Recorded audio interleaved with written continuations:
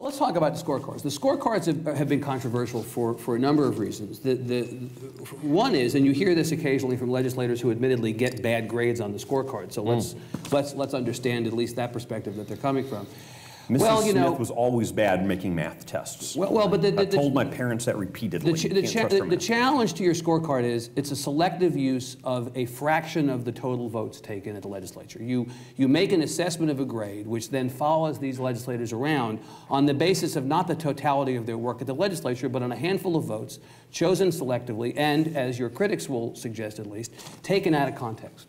What do you say about that? Senator Kel Seliger, I know, who is a recent antagonist of yours and you of his, in the Midland Reporter-Telegram a few weeks ago, accused you of running a phony rating system born of fraudulent manipulation of voting records. What do you say about that? Yeah, those are all big words at 8 o'clock in the morning.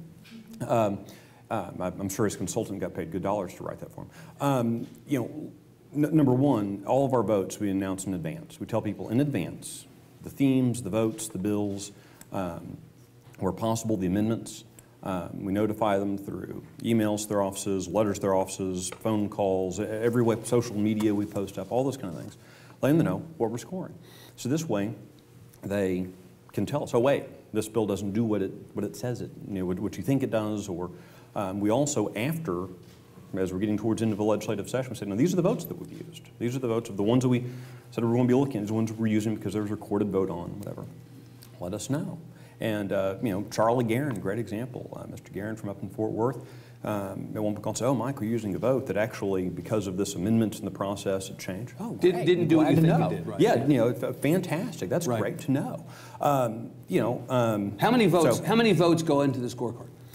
Varies with the legislative session. The current one, I think there are 30-some votes on the... How many votes does the legislator take over the course of a session? So you are prepared on the basis of 30 votes that you selectively choose. And of course, it's your right to choose them. No one is disputing that it is your right to choose them. On the basis of 30 votes out of thousands that are taken by a legislator over the course of a session, you are prepared to give them a grade on their fiscal conservatism. Absolutely. We're at least giving them a grade based on how they vote on those votes as exemplar votes. Again, here's Kel Sullivan. You don't think that's just a snapshot of the total picture of the work that they do over the course of the session? Yeah, but snapshots are fairly reliable. I mean, there's a snapshot on your driver's license for a reason. I mean, it's not who you are in totality, but it's a good representation of who you are. Snapshots are valuable.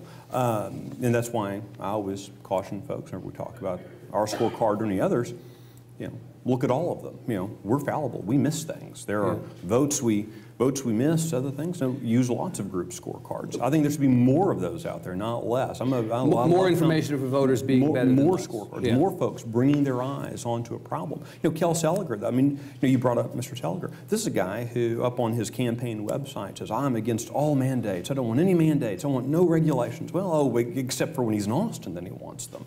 But back home, he doesn't campaign on those things. He campaigns on something else. Why doesn't he campaign on the mandates that he votes for? Why doesn't he campaign on the taxes that he votes to levy in the speech? He doesn't campaign on those things. He doesn't talk about those things back home. And it annoys them when people go, oh, well, it was just one vote to raise taxes. It was one vote. Or look at all these other things to do. Right. Yeah, but why don't you campaign on it? You campaigned on these other things. Can I ask you about a specific thing? So Seliger went in this op-ed in the Midland paper. I thought this was an interesting example. He talked about a vote in 2009 that was taken to fund a program to eradicate the prospect of bacterial diarrhea contracted at recreation areas in the state. Open water recreation areas. The number 15 is important. Just keep that in mind as you're asking okay, so Seliger's point is, I voted to support a program that had the purpose of eradicating the possibility of contracting bacterial diarrhea at open water recreation systems. Mr. Sullivan criticizes me as not being sufficiently fiscal conservative for voting for that program. He says I'm not fiscal conservative. I say he's pro-diarrhea. Now, I guess you've been called worse. That's I should probably ask you, are you, Mr. Sullivan, in fact, pro-diarrhea? But so there's an example where Mr. Seliger says it's one vote obviously taken of many, but he says there is where the scorecard is faulty. They focus on this question of did you vote to spend money on a program that he or his colleagues may perceive to be unnecessary, and yet look at the good it does. It's totally taken out of context. Well, again, that number 15 is very important. According to the legislative analysis, there were 15 cases of the big problem that Mr. Seliger is now saying they were trying to solve. 15 cases worldwide. the planet Earth, 15 documented cases. You know, that's kind of a 15 cases. That's a wow. You know, let's just go change the course of mighty rivers, bend steel with our bare hands for 15 documented worldwide cases. So we're going to do these new laws, new bureaus of government. Reagan said, the closest thing to eternal life is a government bureau that we'll see on this earth.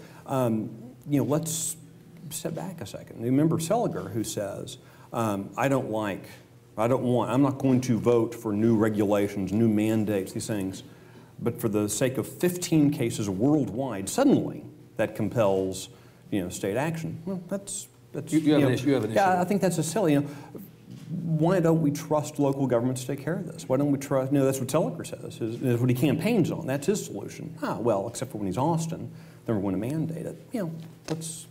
Let's reserve the outrage for supporting bacterial diarrhea for someone who supports, dumping stuff into rivers and oceans to cause bacterial diarrhea. That's kind of silly.